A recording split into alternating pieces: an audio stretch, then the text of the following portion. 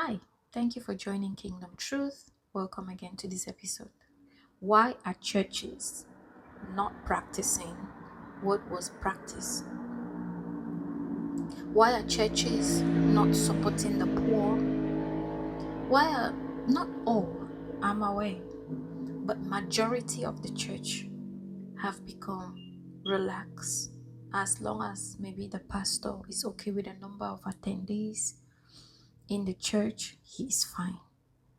But that is not what following Christ was all about, or having a church was in those days. In those days, they were looking after the poor among the congregation.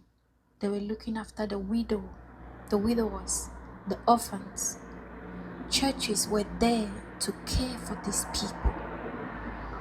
Churches were there in a particular environment to make sure that that environment was being cared for, as Christ did when he came on earth. But nowadays, churches have gone far from what the church was intended for. It was to build disciples, not to have people sit on benches. Churches were meant to build people, disciples, empower them, and send them out. When is the last time, if you're watching, you have a church, when is the last time you printed flyouts, went out in your surrounding and distributed them out to people? Or the poor that sits in your front church or in your town, when is the last time you guys met a poor person and gave them clothes, food? What did God say? The least that you do to these people, you've done unto me. What about the prisoners? Do you even know how many widowers or widows, orphans you have in your congregation right now? Do you know? This is not to condemn you, but is to awaken you to the reality of what it means to have a church. When is the last time you sent out a member that was fully ripe and discipled enough to go and be a pastor somewhere else? To go and preach the gospel to somebody else? This is to wake you up. This is to wake the church up. Let's look in the book of 2 Corinthians 8:13 to 14, right? It says, I am not trying to relieve others by putting a burden on you, but since you have plenty at this time, it is only fair that you should help those who are in need. Then, when you are in need and they have plenty, they will help you. All this was happening in church, right? There's a way that we can help the widows and the widowers, the orphans in our congregation. Go in, ask for the widowers, the orphans, the widows. Let them have their details taken down. Have a separate meeting with these people that are truly in need, because not everybody is as desperate as another person. Have them write down their condition or have a one-to-one conversation with these people. Pray with them. Ask them what is their help that they need. What is the help that they need? Take this information back to the congregation and speak about this in church. Not telling the church about this woman's vulnerabilities or problem, but seek help. Have the congregation contribute to help the widowers in churches, the orphans in church. Take this contribution and give it to this widow or widower or orphans that need. And once another person in church need help, this carry on the way it used to be in our days, back in the days. It's not enough to just sit, have people sit and listen. Christ says, let his love come through the people in church. Some of your church members, they have been blessed more than enough, and they are willing to share. But because you've not opened this door for them to share the love that God has given them into the congregation, into your church, they have not done so. The Lord says He has blessed people in your congregation, that they will be a blessing to the orphans, to the widowers that sit with you.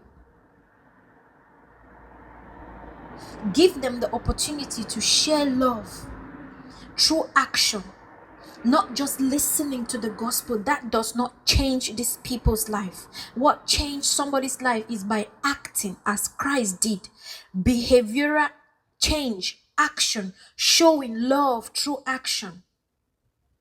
You preach the gospel and you end up with God will bless you, and this lady or somebody in your congregation haven't got a meal going back.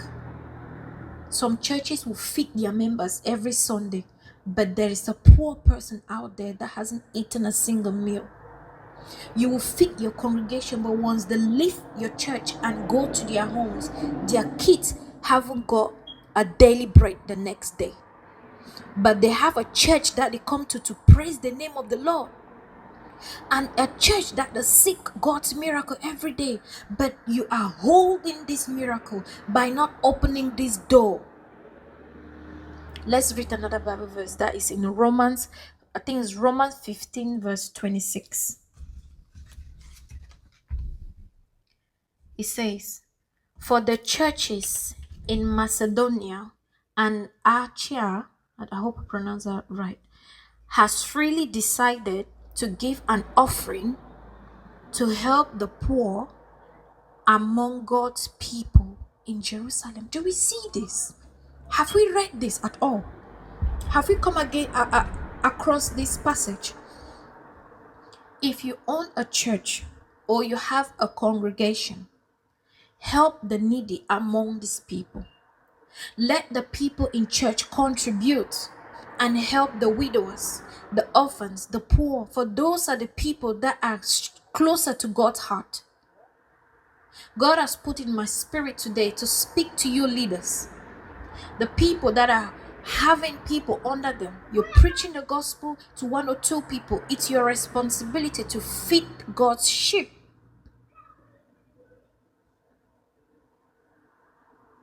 Let the church contribute and help them. If you're in need as a church for even rent, speak to the church. Don't use the Bible verse and manipulate it. The Lord says stop that.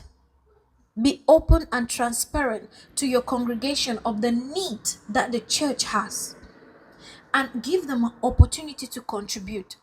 I remember I once visited a church and the man was blackmailing the congregation. Or if you're keeping this money for your child and not giving to God, that child might not succeed or do well in school. And that hit me like a ton of brick.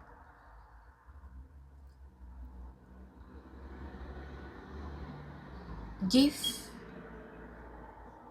the door for God to help the needy. It's action. Christianity is action. Is showing love via action. As much as it's beautiful to listen to the gospel, to renew our minds, but practicality comes in place when that mind is being renewed. You don't listen to the gospel and you stay the same way. You move to doing action. Now you put into practice what you've learned, and now you be like Christ. He preached the gospel. He fed 5,000 people. He healed the sick. He reached out from beyond just speaking. The last verse, that will be in 1 Thessalonians 5 verse 11. I know. Okay, let's look at the Bible verse really quick. That will be 5 verse 11, 5:11. Okay. It reads, And so encourage one another and help one another, just as you are now doing. I am encouraging.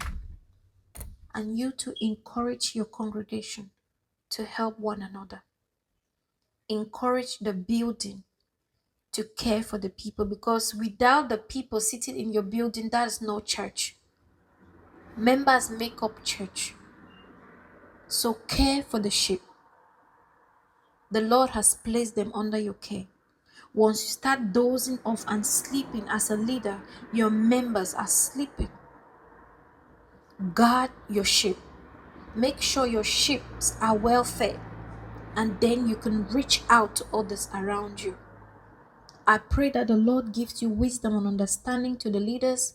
I pray that you understand the works that Christ did so as to follow as example, and let the people reach out as disciples. Send them out to preach the gospel. Let them reach nation. Don't hold them back.